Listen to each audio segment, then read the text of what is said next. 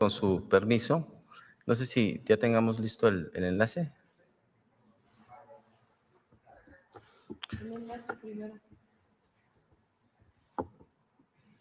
Bueno, vamos a dar inicio a una obra muy importante para el estado de Colima. Se trata de una obra que hemos denominado Agua para Colima. Es la construcción de un acueducto de alrededor de 21 kilómetros que va a tener una inversión de alrededor de 1,780 millones.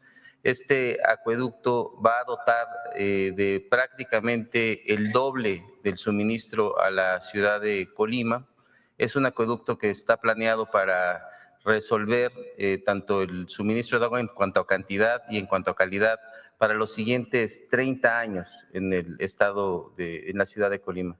Y si me lo permite, Presidenta, le cedería el uso de la voz de aquel lado a la gobernadora Indira Vizcaíno. Buenos días. También se encuentra con ella el subdirector general de Agua Potable, Drenaje y Saneamiento de la Comisión Nacional del Agua, Felipe Satarain. Adelante, gobernador. Muchísimas gracias, Efraín. Presidenta, muy buenos días. Me da muchísimo gusto tener la oportunidad de coincidir nuevamente con usted. El día de ayer tuvimos la oportunidad de coincidir en este histórico 25N. Y el día de hoy, con el arranque de esta obra Agua para Colima, que es fundamental para nuestro estado, particularmente para la zona metropolitana de la capital. Colima por décadas ha tenido un suministro en esta zona metropolitana desde un acueducto que viene de la comunidad indígena de Zacualpan, a la cual estamos profundamente agradecidos, pero el crecimiento de nuestra zona metropolitana hacía indispensable desde hace ya varios años el tener nuevas fuentes de abastecimiento que garantizaran el acceso al agua, que nos garantizaran además la presión que se requiere y las cantidades necesarias para poder suministrar de forma adecuada a esta zona. Y con esta obra que se ha autorizado a través del gobierno que usted encabeza, Presidenta, pues se deja una muestra clara de la sensibilidad, de la empatía, del amor que usted tiene por el pueblo de Colima. Yo lo decía en una visita a nuestro estado y lo quiero reiterar el día de hoy. De pronto, en el pasado neoliberal, había decisiones que se tomaban estrictamente en función de cuántas personas habitaban un estado, por no decir de cuántos adultos eran parte de un listado nominal. Y con su gobierno queda demostrado que la visión de este gobierno de México, encabezado por la primera mujer presidenta de nuestro país, toma decisiones en función de que todas y todos los mexicanos valemos exactamente lo mismo.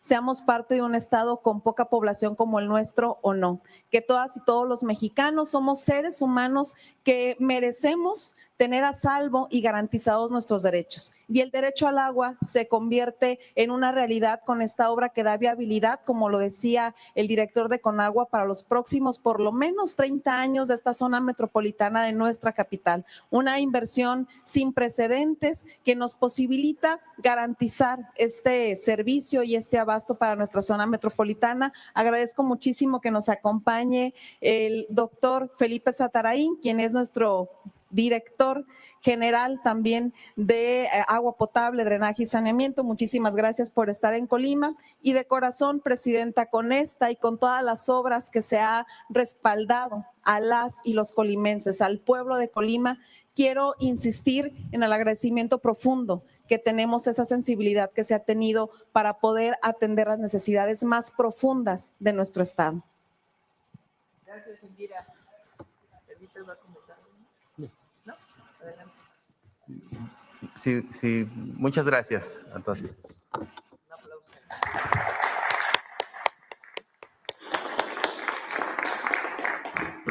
Si podemos poner la presentación, por favor.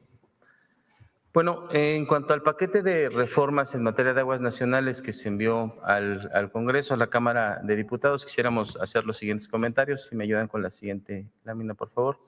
Se trata de dos iniciativas. Por un lado, la Ley General de Aguas, que establece las bases para la reglamentación del artículo 4º constitucional, y por otro lado, la reforma a la Ley de Aguas, que es reglamentaria del artículo 27. Es muy importante establecer que esta segunda es la que sienta las bases para que el Estado mexicano recupere la rectoría sobre el manejo de nuestras aguas nacionales en favor del pueblo de México. Adelante, por favor. La primera establece las bases, como ya lo comenté, para garantizar el derecho humano al agua. Se definen las competencias, que es un tema muy importante entre los 3 niveles de gobierno, y entre los aspectos más importantes es que se reconoce a los sistemas comunitarios de agua que operan en distintas zonas del país. Adelante. El principal cambio es que el agua deje de verse como una mercancía y se reconozca como un derecho humano, como un bien estratégico para el desarrollo de nuestro país. Este ordenamiento de las concesiones, y aquí quiero puntualizar, es con esta nueva ley el principal cambio es que el Estado mexicano, el gobierno de México, es el único facultado para poder llevar a cabo el otorgamiento de concesiones. No será posible ya transmitir títulos de concesión entre particulares, porque esto ha generado fuertes afectaciones. Se han generado una gran desigualdad en cuanto a la distribución. Con la ley de 1992 se permitía que se realizaran trámites entre particulares y esto lo que provocó es que quien tenía recursos económicos o quien tiene recursos económicos, pues acumula uno o muchos títulos de concesión y con ello grandes cantidades de agua, mientras que hay otros que no cuentan con los recursos suficientes, que no pueden tener el acceso al agua para las actividades más elementales. Estamos hablando de comunidades y de pequeños y medianos agricultores. También se eliminan los cambios de uso. Es un tema muy importante porque actualmente se puede cambiar el uso de las concesiones.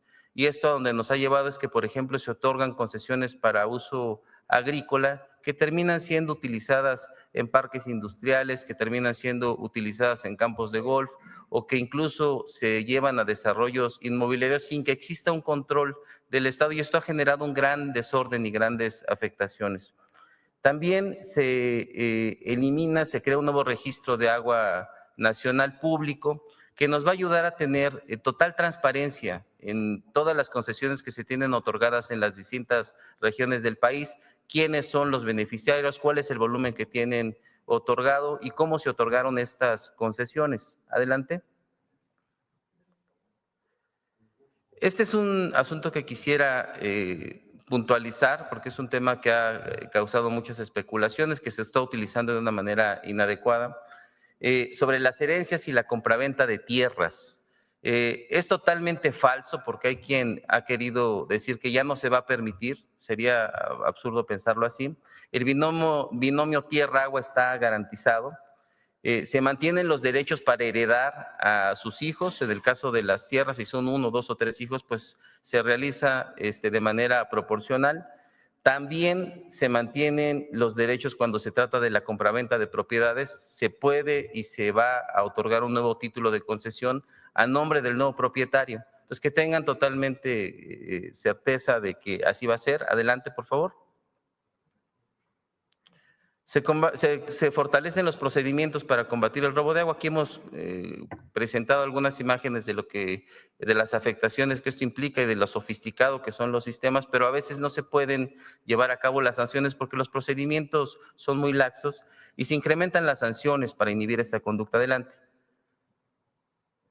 Se crea un fondo de reserva de aguas nacionales que nos va a permitir tener agua suficiente para garantizar el derecho humano al agua, sobre todo de comunidades indígenas, de comunidades que desafortunadamente no tienen en este momento concesiones que les permitan tener un suministro constante. Y también estamos evitando el acaparamiento, ya no se pueden mantener títulos de concesión que son utilizados de manera especulativa, es decir, hay muchos beneficiarios de títulos de concesión que no los están utilizando, que únicamente los tienen almacenados y que no permiten que quien realmente necesita esos títulos de concesión, esa agua, la pueda utilizar. Es como tener formada una cubeta y no permitir que el que la necesita, que la tiene atrás, la pueda utilizar. Adelante. Eficiencia en el uso del agua. Se promueve la tecnificación del riego, se fortalecen los mecanismos para medir el agua porque lo que no se mide no se puede eficientar. Se establecerá una regulación correspondiente para la captación pluvial. Nosotros somos promotores de la captación pluvial, es un mecanismo que ayuda mucho a agricultores y a comunidades que se encuentran en zonas altas. Lo que se está regulando es que no se lleven a cabo infraestructuras pues que salen de cualquier proporción, en algunos lugares ya son verdaderamente lagos. Cuando esto afecte el ciclo del agua, es decir, que esa agua deje de llegar a los ríos, pues tiene afectaciones para especies de animales, para especies vegetales, y lo que estamos cuidando es que no se cometan abusos en ese sentido. Adelante. Bueno, y finalmente quisiera terminar diciendo que quienes están en algunas ocasiones oponiéndose a esta iniciativa, quienes generan campañas de desinformación, quienes están muy preocupados porque no se pase esta ley en los términos que se ha planteado, pues es que lo que están haciendo es defendiendo sus intereses, porque son quienes durante muchos años, al amparo del poder político y al amparo del poder económico, han acaparado grandes cantidades de agua y con eso no han permitido que quien realmente la necesita, sobre todo pequeños y medianos productores, sobre todo comunidades rurales y comunidades indígenas, puedan acceder al agua que le pertenece al pueblo de México. Entonces, eso es lo que son los aspectos más importantes que quisiéramos destacar de la iniciativa. Decimos que seguramente se discutirá en los próximos días en la Cámara de Diputados. Sabemos que en algunos aspectos se está trabajando para enriquecer la propuesta y estamos muy atentos dando seguimiento a estos trabajos. Es cuanto de mi parte, Presidenta. Gracias.